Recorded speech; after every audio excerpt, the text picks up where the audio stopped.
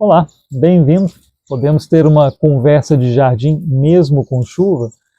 Vamos ver como é que vai ser isso. Pode ter um barulhinho a mais por aí, talvez quando passar um carro ali na rua, por causa da água no asfalto, vai fazer um som um pouquinho mais perceptível, né? Mas eu acho que vale a pena a gente conversar, inclusive porque a conversa da semana passada, conversa de jardim da semana passada, deixou algumas questões, sobretudo com respeito a um assunto, que é o assunto juventude. Alguns comentários muito interessantes foram feitos e eu quero dar atenção especial a dois que foram deixados ali, no vídeo de conversa de jardim da semana passada. E um deles é o do Guilherme. Eu quero ler alguns trechos aqui, porque o Guilherme tem uma visão que eu não vou dizer que é incomum, inclusive eu concordo com ele, e não sou o único. Conversando sobre esses assuntos, já percebi que outras pessoas pensam assim também, pastores e também jovens mesmo. Eu acho que aqui no Rio de Janeiro não é difícil encontrar pessoas que pensem assim, mas não é uma postura ou uma opinião muito divulgada. E não é, digamos assim, o senso comum quando se trata de falar de jovens, tá? Mas eu vou ler então o comentário do Guilherme. Ele está ali no vídeo da semana passada, conversa de jardim da semana passada. Sugiro que você vá lá ler também. Vamos lá. Sou um jovem da IELB atualmente. Cresci na Igreja Batista e acredito que essa questão de grupos de jovem muitas vezes parte de pressupostos bem equivocados.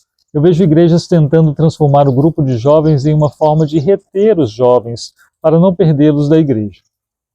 Mas sendo realista, nessa competição o mundo sempre ganha. O mundo oferece sensações com mais intensidade, festas, drogas, sexo casual, até mesmo ideologias que a igreja nunca vai conseguir e nem deve tentar replicar com atividades gospel, entre aspas aqui. O luteranismo soluciona isso com a liberdade cristã. Não precisamos de subcultura gospel, rock, reggae, show, dança, filme, até balada, etc., para nos divertirmos. Podemos consumir cultura comum com discernimento, sem medo desse legalismo evangelical. Eu acho que isso faz todo sentido e realmente, felizmente, eu não vejo muito dessa tentativa no meio luterano. Talvez eu não seja a pessoa mais antenada sobre o que acontece no meio luterano, mas quando vejo falar de grupo de jovens, eu não vejo essa tentativa de reproduzir o que está lá fora numa versão cristã. Agora você pode, porque aqui é de crente, né? É gospel. Não é o que eu vejo. Acho que a proposta, que sim, não é rara em outros grupos cristãos, no meio luterano acho que não é assim, pelo menos pelo que eu vi. E aí depois, no próximo trecho, o Guilherme conta que ele cresceu como músico num grupo lá, né, dessa igreja batista, entre jovens e tudo mais, e que muitas vezes esses grupos acabam se tornando digamos, grupos em que há muita competição por destaque. E são pequenas celebridades que se formam ali. E comenta também que os jovens, às vezes, já têm uma tendência a ficarem mais fechados entre eles mesmos, a formarem grupos fechados. E que atividades específicas para jovens podem potencializar isso e fazer com que isso se torne ainda mais forte, né? E se cria um grupo que tem certa coesão, mas que tem um fechamento, que não se abre e que perde o seu propósito. Esse vai ser um ponto importante do que segue no texto do Guilherme, mas eu faço uma pequena pausa para contar um caso aqui, né? Já que é conversa de jardim, tem que ter um caso para contar também. Não sei se eu contei isso em algum momento, além de pessoalmente. Pessoalmente eu já contei para algumas pessoas. Mas eu tive contato com um grupo de jovens uma vez, como seminarista e estagiário que eu era, e nesse grupo havia uma diretoria, era um grupo bem pequeno, bem restrito, mas que foi crescendo ao longo do ano, e havia também um casal que frequentava esse grupo, um casal casado. A moça era luterana, o rapaz não. E o rapaz nem se identificava como cristão. Ele vinha de uma família evangélica, mas tinha passado algumas situações bem complicadas por causa de igreja e tinha um certo ranço, então, né, com isso de igreja e tudo mais. Mas ele sempre foi muito simpático, muito gentil e nunca expressou nenhum rancor assim contra nós, contra o nosso grupo. Sempre participava das reuniões, inclusive dos estudos, estava ali respeitosamente, às vezes fazia uma pergunta, nunca criando situação de confronto. Só que esse rapaz, esse casado com a moça, né, e ele que não era luterano ou cristão, ele jogava bem ping-pong, né, e esse foi um problema, porque um integrante da diretoria também jogava muito bem. E esse integrante da diretoria começou a perder para esse rapaz, só para ele. Então, depois de um tempo, 2, 3, 4 meses, eu acho, esse rapaz convocou a diretoria para conversar, né, e eu vendo isso acontecer, e ele disse assim, olha, não, mas por que tal pessoa continua vindo? E continua participando da juventude. A juventude da comunidade não é para os jovens luteranos da comunidade? Aí eu tentei mostrar para ele, obviamente, o aspecto missionário que tinha na nossa reunião, né, no nosso grupo, no propósito de existir aquele grupo ali também, de acolhimento e tudo mais. Mas ele disse assim, não, tudo bem, mas então tem que decidir. Afinal de contas, já tem meses que ele vem e não se decide, ele vai ser luterano ou não. Mas percebe, né, isso que o Guilherme comenta aqui, se manifestava ali de forma muito clara. É claro que eu mantive as coisas como estavam, tentei convencer esse jovem de que o pensamento dele não fazia sentido nenhum, acho que eu não consegui, mas pelo menos as coisas continuaram e o jovem ali, né, que não era luterano, ele continuou participando conosco até o fim, pelo menos até o fim do tempo que eu estive ali, sem problemas, né. Eu que tive algum problema porque essa conversa rendeu um pouquinho. Mas tudo bem, eu acho que é só para exemplificar isso aqui. De fato, um grupo de jovens pode se desvirtuar, pode ter um propósito, às vezes um propósito alegado, né, alardeado, e outro propósito vivenciado. Isso é muito perigoso. Mas deixa eu voltar e ler mais um pouquinho do comentário aqui do Guilherme, né? Acredito que o foco deve ser sempre nos fazer retornar à mesa do Senhor. Se somos luteranos, a fonte da nossa fé é o culto, a palavra e os sacramentos. A forma como vivemos essa fé é através das boas obras para com o próximo e não atividades para o jovem. Para deixar claro, atividades e grupos de jovem não são ruins. Amizade, companheirismo, construção de um círculo social comum são coisas muito boas e saudáveis que, sem dúvidas, nos ajudam na caminhada cristã. Isso aqui é interessante, né? Porque ele está sendo muito duro por um lado, mas muito equilibrado também, reconhecendo, né, um aspecto positivo. Não sou contra nada disso, mas o que vejo, às vezes, é uma miopia quanto à ordem das prioridades. Essa união deve partir da nossa comunhão eucarística e não ser um fim em si mesmo.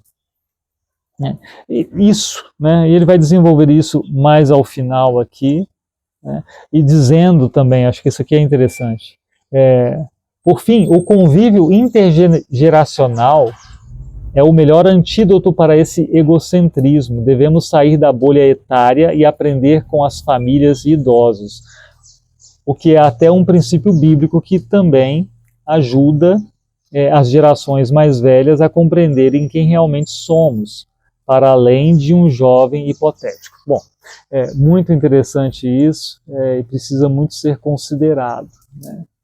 No vídeo, naquele vídeo, eu disse para o nosso amigo lá da Assembleia de Deus que justamente, né, eu não entendia que a questão do grupo de jovens tinha a mesma importância que a questão doutrinária, né, e que a questão doutrinária, obviamente, para mim, era bem mais importante.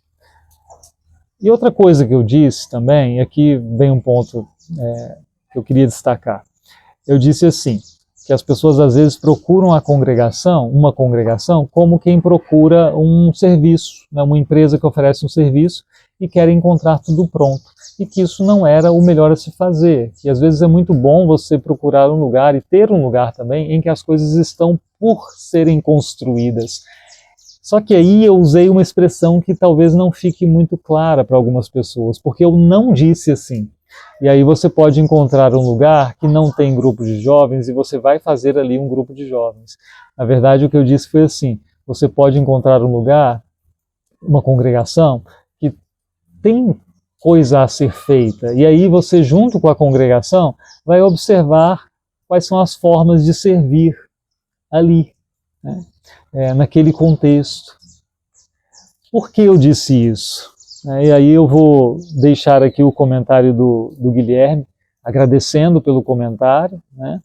E eu vou passar para outro comentário do Lucas. O Lucas é lá do Espírito Santo, ele fez 2 comentários em 2 vídeos diferentes, mas sobre o mesmo assunto. E num deles ele faz uma pergunta que é assim, porque ele comenta, né? Ele leu o comentário do Guilherme, reconhece, né, o que o Guilherme disse aqui como correto, mas ele só quer ressaltar a importância social que tem para ele esse tipo de grupo, para conhecer pessoas, para conversar, para interagir com pessoas da mesma idade e tudo mais, né? Algo que o Guilherme não negou, né, dessa importância social da coisa, do círculo de amizades e tudo mais. Mas o Lucas, ele pergunta assim, olha, no Espírito Santo, eu mencionei o Espírito Santo, dizendo que lá tinha grupos de jovens funcionando mais, mas ele faz uma observação. No Espírito Santo, os grupos de jovens estão mais jovens, são praticamente adolescentes. Não tem tantos jovens assim, né, de mais de 20 e poucos anos e tudo mais, que é o caso dele. E que ele gostaria que houvesse algo assim. Aí ele pergunta, né, seria importante que houvesse algum grupo para essas pessoas interagirem, pessoas com mais de 25 anos. Talvez um grupo de jovens com mais de 25 anos. Não sei se isso é permitido pela IELB, essa divisão dos jovens. E veja que eu preciso observar uma coisa. A IELB é um sínodo, né, que tem certo padrão, mas ela não abre franquias. Contudo, nas caixinhas certinhas, é assim que vocês vão pintar, é assim que vocês vão organizar, os grupos vão ser esses, vocês todos têm que ter esses mesmíssimos grupos, as reuniões são tais dias e tais dias, não. As congregações têm certa autonomia, até porque os contextos são diferentes. Então, em certos contextos, o que nós temos de muito comum, ter grupo de mulheres servas, grupo de homens, os leigos, e grupo de jovens, em certos contextos isso não vai acontecer. E eu entendo, eu vou dizer isso bem claramente, que nem deve ser a meta. Tem que ter esses grupos para ser uma congregação completa. Depende do contexto. Conto aqui algo do nosso contexto aqui, né, de Miguel Pereira. Nós temos uma congregação pequena, e eu tenho para mim que não faz sentido nós querermos dividir, né, os nossos encontros, as nossas conversas, nem por uma questão de gênero, encontro só de homens e só de mulheres, nem de idade.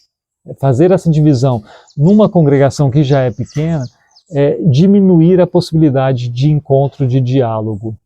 Algo que o Guilherme colocou aqui, a importância do encontro de pessoas de gerações diferentes, né? E eu acho que isso funciona aqui. Em 2024, me parece, não sei se 2023, eu fiz uma primeira vez uma trilha aqui, caminhando pelas áreas verdes de Miguel Pereira. Eu pensei assim, olha, eu vou convidar as pessoas da congregação. E pensei em primeiro, né, vou convidar os jovens. Vou botar no grupo do WhatsApp lá, gente, eu vou fazer uma trilha em tal lugar, algum jovem gostaria de ir? Só que quando eu fui escrever, eu pensei assim, não, por que eu vou convidar os jovens? E então eu não delimitei, simplesmente convidei as pessoas da congregação. Uma das primeiras pessoas a se prontificar a ir, e que de fato foi, dessa vez a gente foi para a Gruta dos Escravizados. foi uma senhora que estava beirando os 70 anos de idade. Hoje ela já tem mais de 70. E ela foi e gostou muito, né? Depois foi outra vez, foi bem bacana. E nessa ida, que essa senhora estava no grupo, tinha outras pessoas na casa dos 30, tinha gente na casa dos 20, foi também uma senhora de 50 e pouquinhos anos, né, que conversou muito com essa outra, elas conversaram bastante na subida, na descida. E essa senhora de 50 e poucos anos, depois no encontro aqui na congregação, ela disse assim, olha, foi muito bom ter ido, porque eu não me sentia feliz assim há muito tempo. E aí depois disso eu tive convicção, né, seria tolice dividir a congregação por idade. Veja, na minha cabeça, em princípio, trilha, coisa que jovem gosta de fazer. Duas senhoras que não se conheciam, conversaram até, fizeram uma amizade ali. Uma senhora que andava triste, aproveitou bastante, disse que ficou muito feliz, mais do que em muito tempo, simplesmente porque eu não criei uma barreira etária. Depois nós fizemos de novo, eu lembro até a última vez, foi a última? Acho que foi a última caminhada que a gente fez, foi até a pista de voo livre que tem aqui na cidade. Éramos 5 pessoas, mas veja, eu na casa dos 40, mas tinha um jovem na casa dos 20, tinha uma jovem senhora na casa dos 30, tinha uma na casa dos 60 e uma na casa dos 70. Então tinha na casa dos 20, 30, 40, 60 e 70, pulamos os 50, né? Veja, para que eu vou limitar? No nosso contexto, com o nosso número, não faz sentido. E se fosse uma congregação gigantesca e não sei o quê? Também eu penso assim, olha, pode acontecer, né, de uma atividade ser focada, mas existe esse problema também, a gente perde essa interação que é muito enriquecedora. Só que voltando, né, então por isso eu estou dizendo, né, não existe uma obrigação por parte da IELB de a gente ter uma padronização total, é assim que a gente se organiza e tem que ser assim. E cada congregação precisa construir aquilo que é melhor para servir ali. É isso que eu quis dizer ali, né? Isso, né? Só que o Lucas tenta, num comentário dele, ele faz isso muito bem, na verdade, ele mostra a importância social que tem para ele mesmo um grupo que possibilite essa interação. Eu acho isso interessante, e em alguns contextos eu reconheço isso pode ser muito bom. É claro que eu ainda vou dizer assim, né, mais importante do que um grupo de jovens de mais de 25 anos é que a congregação tenha oportunidade de interação entre todas as pessoas, que haja um momento do café, que haja uma conversa mais estendida em outro dia, que haja um estudo bíblico em que haja interação entre as pessoas ali, independente da idade. E aí é simples, só os jovens que têm 25, 28, 30 anos de idade participarem das atividades todas ali, estarem no almoço da congregação, estarem no café, estarem no estudo bíblico, e aí vocês vão se encontrando. Não tem que ser assim, olha, hoje nós estamos livres de adolescentes, livres de senhores e de cabeça branca, temos só essa faixa etária e aí não tem jeito, vocês vão conversar. Não precisa disso. Apesar disso que eu estou dizendo, eu reconheço, pode ser bom, né? Numa congregação maior, que as pessoas não se encontram tanto assim, pode ser um ensejo para dizer assim, olha, vamos lá, vai ter gente com interesse parecido, embora isso seja enganoso também, né? Às vezes você tem pessoas com certa idade mais nova com interesses que se alinham mais com quem tem 40 anos, 50. Você tem gente de 50 também que não tem os mesmos interesses dos seus pares da mesma idade, mas tem. Eu conheço gente de 40 anos, 40 e poucos anos que gosta de anime, por exemplo, que gosta de mangá. Né? E talvez o outro membro que tem 40 e poucos anos, ele gosta de pescaria. Mas tem um jovem de 15 que gosta de mangá e, sei lá, tem uma senhora de 60 que gosta de pescaria. Tá vendo? Então a gente divide só por rótulos, idade e gênero. Às vezes a gente não favorece o encontro e a interação, mas cria dificuldades, na verdade. Por outro lado, Lucas, eu entendo isso. Eu acho que o distrito em questão, a congregação em questão, pode conversar sobre isso. E acho que você pode ter um papel aí, né, conversando com o seu pastor. Ô, pastor, eu fiquei sabendo que a gente podia ter, talvez, um encontro de jovens, né, até para saber, assim, quem são os jovens que há nessa congregação com mais de 20 anos. Quem sabe tem jovem aí, né, como membro oficialmente da congregação, mas que não tem participado. E aí, né, pode ser uma oportunidade de dizer assim, não tem participado da vida da congregação, né? Pode ser uma oportunidade de convidar essa pessoa, vem conversar na igreja, e aí, né, nessa conversa, você procura reconduzir esse jovem que estava meio afastado para a mesa do Senhor.